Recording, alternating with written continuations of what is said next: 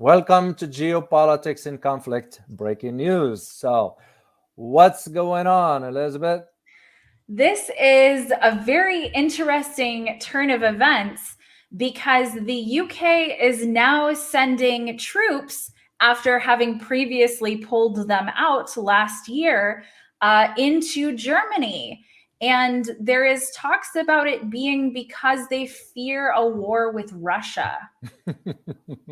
The reason I'm laughing. It's not a laughing matter, but I'm laughing. It's the West is always has to create either a real or perceived enemy to justify the policies and help sort of feed the military-industrial complex beast. That's usually what it is. That's why I'm laughing.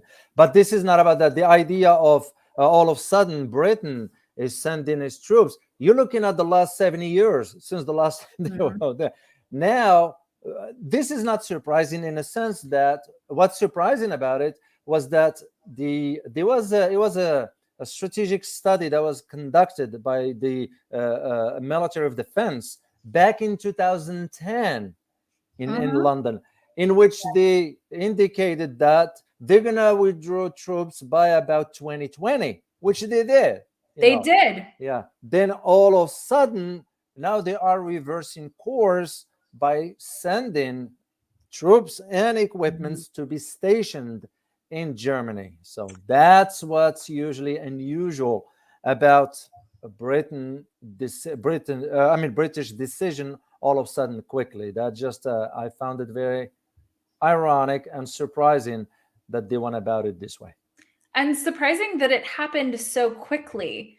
And I also want to point out, what you were talking Yeah, about, when they pulled out troops, they pulled out about 20,000. And what it's being replaced with right now is a much smaller footprint. It's a much smaller boots on the ground. I think it's only 250 vehicles, and basically the people who are maintaining them. So it's not a huge footprint. And so I'm interested in your take on why, if they're so concerned, why is it so small? well, usually just the message basically on something like this. Mhm. Remember, this number of troops being deployed could it be attached to a U.S. military presence in Germany? And as Mhm. you know, and I'm sure our viewers may know that we do have about 47,000 troops in Germany. So this small number might not be sort of it will be just a touch to the Mhm. US indirectly somehow, even though they're going to have their own base, which is part of NATO, and it's going to be in Selinger, which is in the North Yes. Rhine-Westphalia. That's where they're going to be.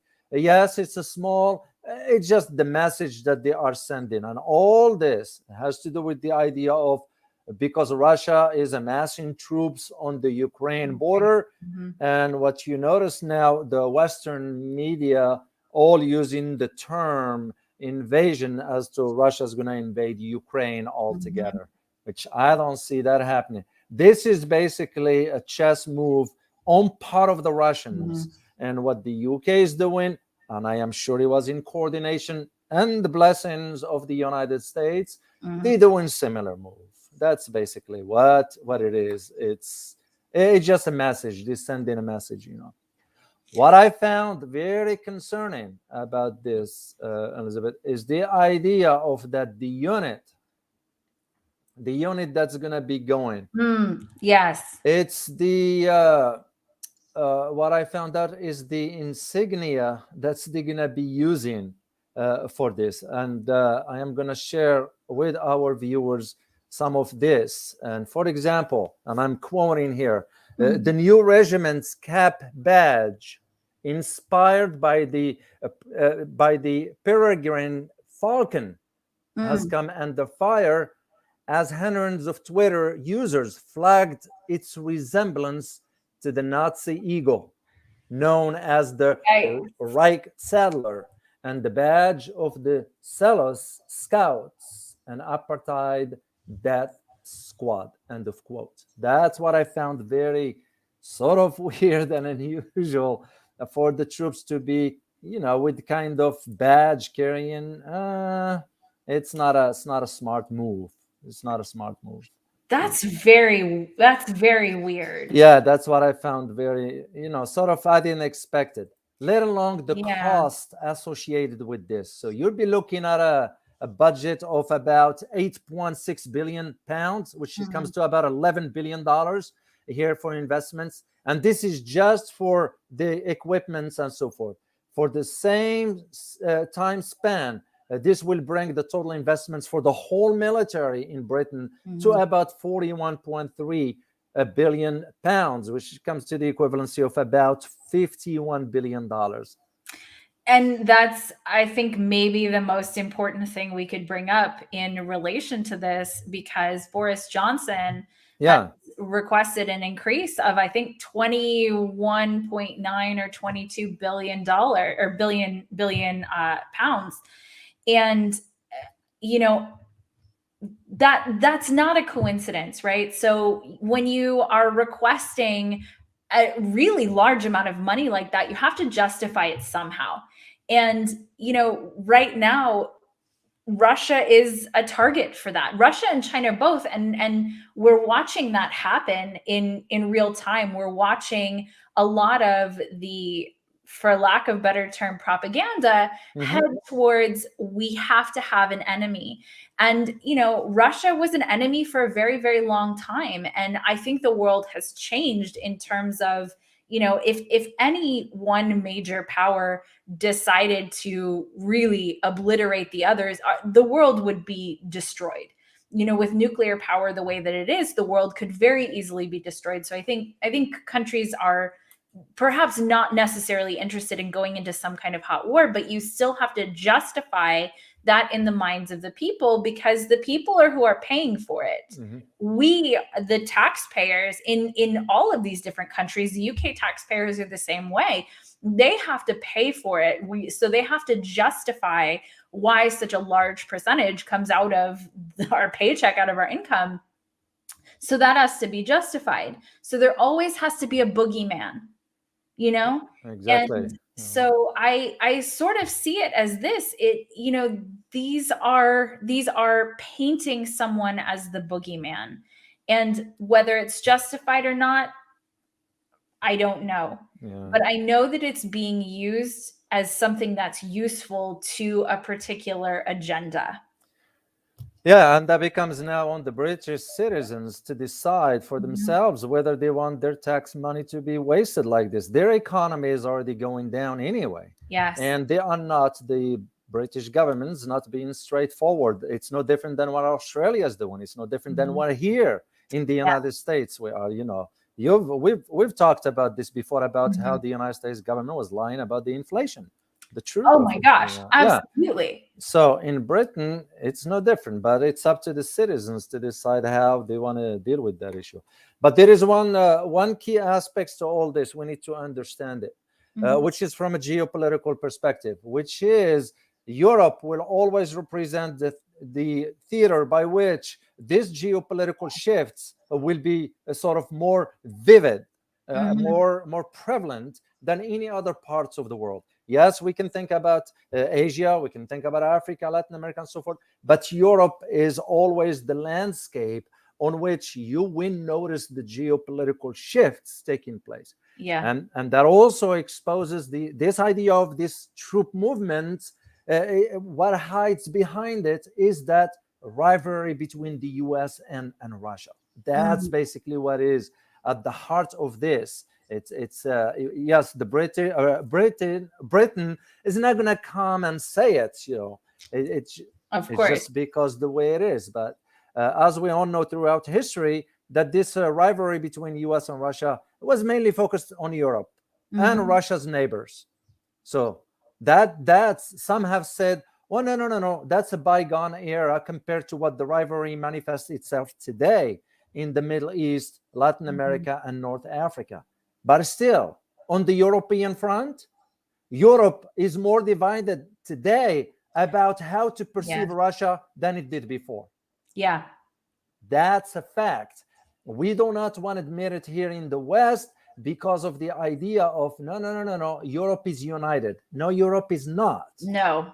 No, it's more divided than ever. So, and what this comes with it, because it's something I'm a little bit familiar with, given that I wrote a book about Russia's, Yes, you sure yeah, did write a book about it. yeah, movements in Europe, is the idea of that, what Russia seems to figure out is that it figured out the weak links in Europe, as those identified also Yes. by the US foreign policy flaws towards the region of the Middle East, for example, Africa, of course, Asia, and so forth. Mhm. And what Russia ended up doing is it stepped up to manage on a limited basis this regressive US so-called global leadership, which has been declined for the last decade or so. Yeah.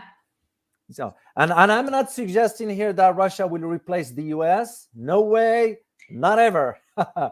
But what I am suggesting is that by having Russia rearrange the chairs at the global geopolitical table, and thereby Mhm. reconfiguring exactly the global order that is managing the process by which, for example, Russia will decide who sits where. That's where I see the changes that's coming up. In the case of Europe, Moscow is already working to influence countries that are not members of NATO, and are not covered under the US security umbrella. So, which means it makes more sense from Moscow's perspective to introduce changes and influence the political landscape sooner than later. And this is where you see, for example, the movement of troops to the Ukraine border.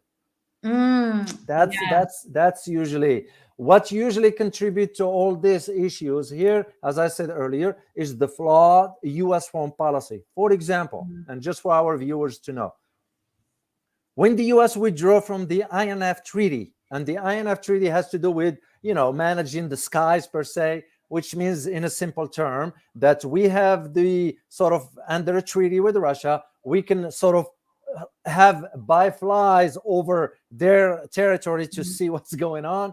They do have the same to do on our end, but that came to an end when we Hmm. withdrew from it. So, and that paved the way for Russia now, because Russia has to react to the expansion of NATO eastward. Yes. So, I mean, if you were in Russia's position, you most likely will consider beefing up your security on the border. That's Well, just as and simple. of course, and because it's there's news articles like this, right? Hmm. Hmm. Because there's information like this that's saying, we pulled out all of our troops, we pulled out 20,000 troops, and now we're bringing more back.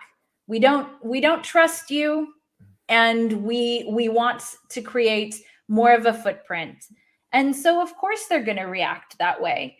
And whether so my question for you right now, David, is Mm. do you think that Russia will see this as a legitimate threat, or do you think they'll see this as, kind of like a fly in their soup, or just, something small? How do you think they're going to react to Yeah, it?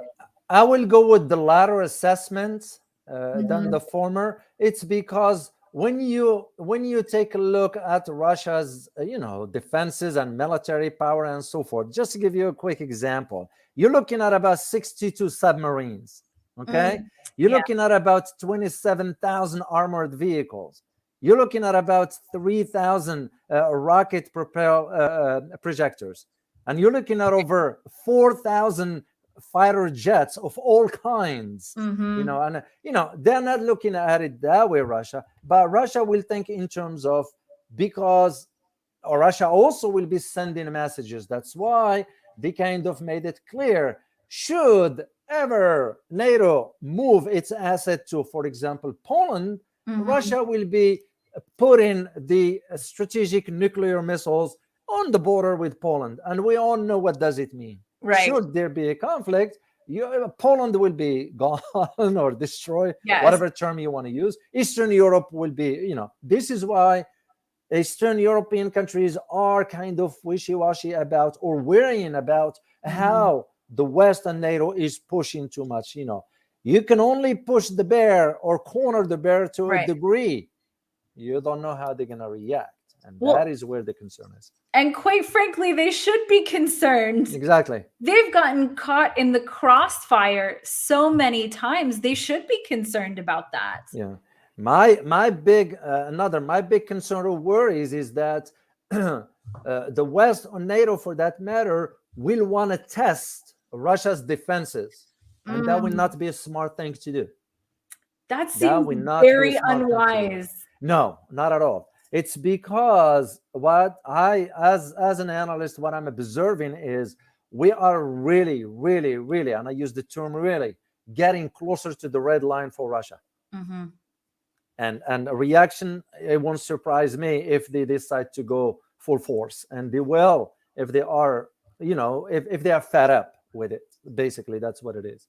So with a movement like this inside Germany, with this small amount number, whatever, Mhm. because remember, Britain has to find some mission to justify its existence, Exactly. because we all know how Britain is gone. I mean, Mhm. the gone those days of British Empire and so forth. All that stuff is gone.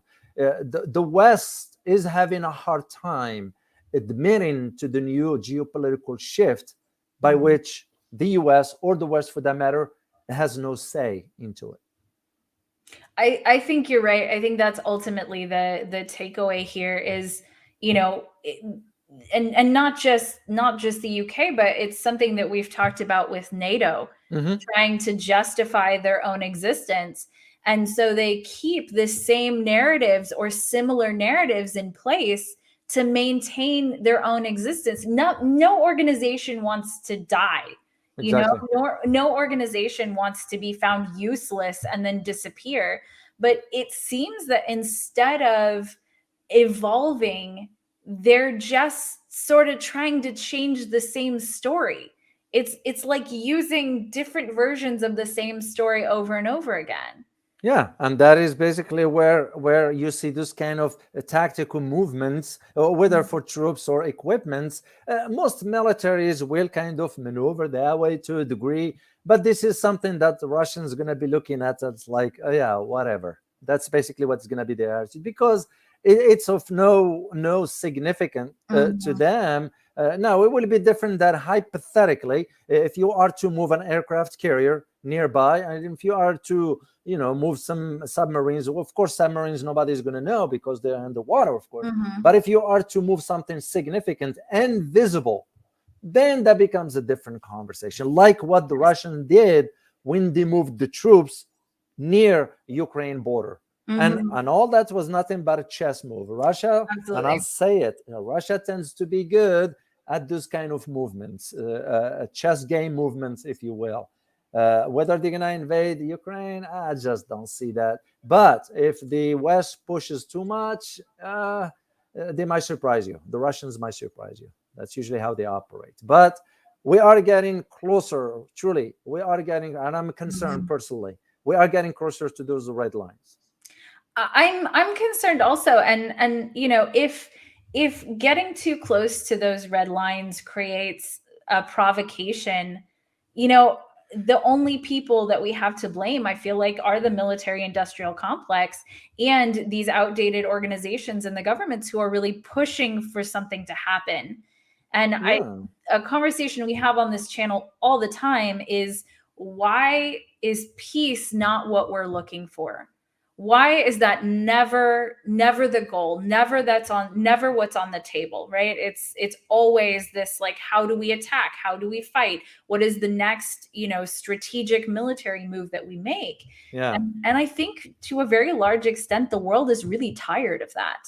exactly.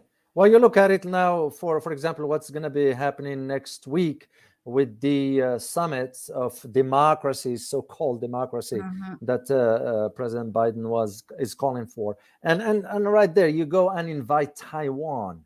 I Mhm. mean, it shows right there. That's another provocation. Then Yeah. why would you want to even do that? Or whoever is advising the president, why will they advocate for something like this rather than saying, maybe, Mr. President, you might want to sit down and have a conversation with the Chinese, figure out something, or the Russians, or whomever, just to promote and advocate for peace rather than escalating tensions and so forth. So Britain, with the UK's defense minister announcing this troop movements and the allocation of funding, whatever, it tells you right there where the priorities are.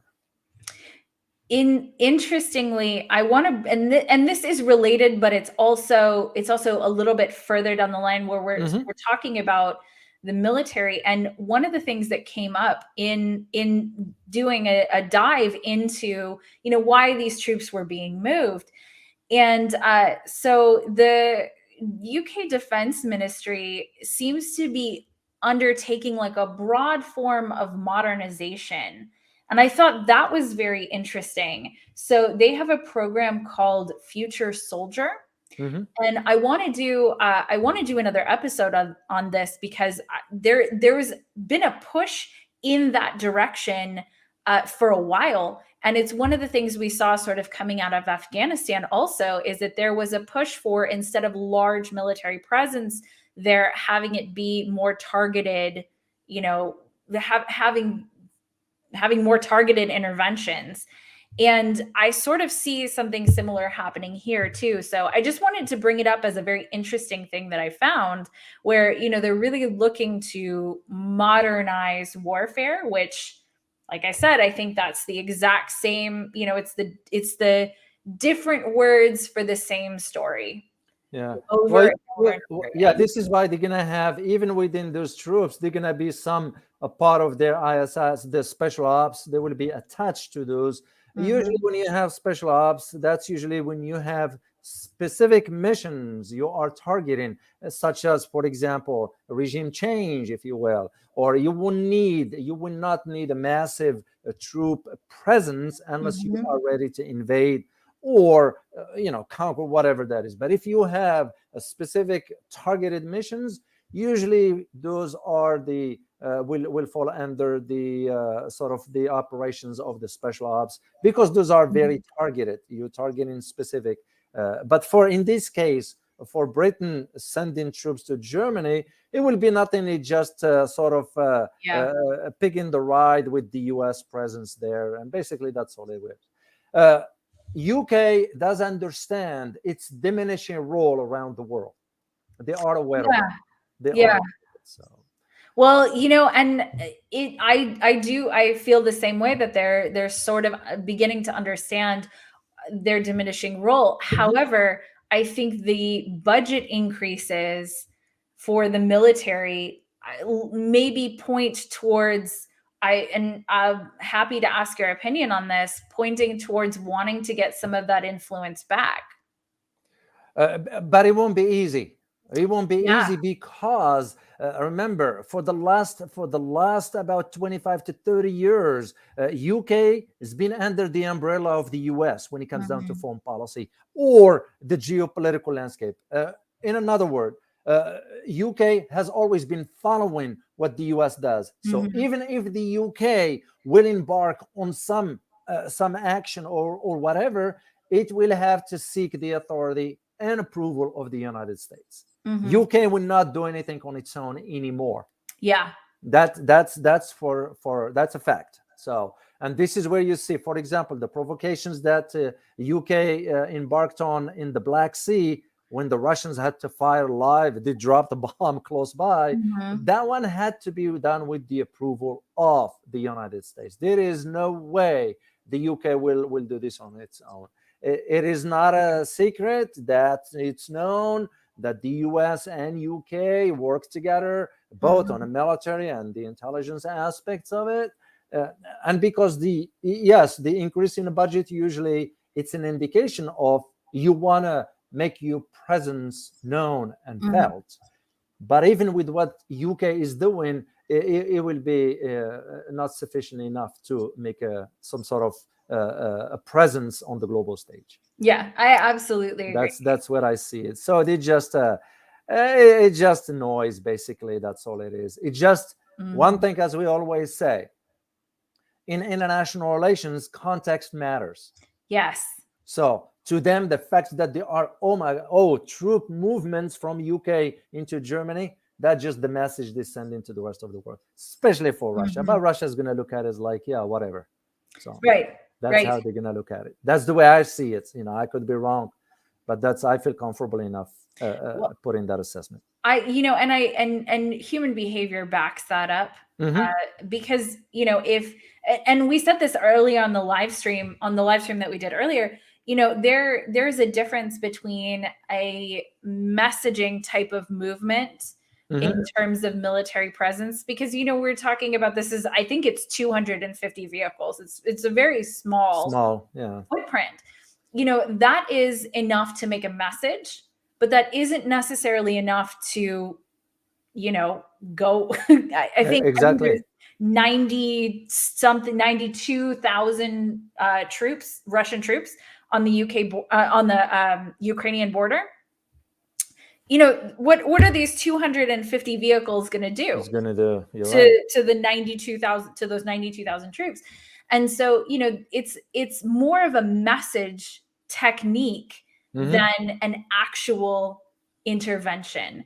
And so it's always interesting you're right, look at it in terms of the bigger context, because it is a message among many messages. Exactly. But, you send enough small messages and they pile up, it's not nothing. It may be a little thing, but if you stack a little threat or a little problem, and then another one, and then another one, and another one, and all of a sudden you get a very large pile, and that's hard to ignore. Yeah.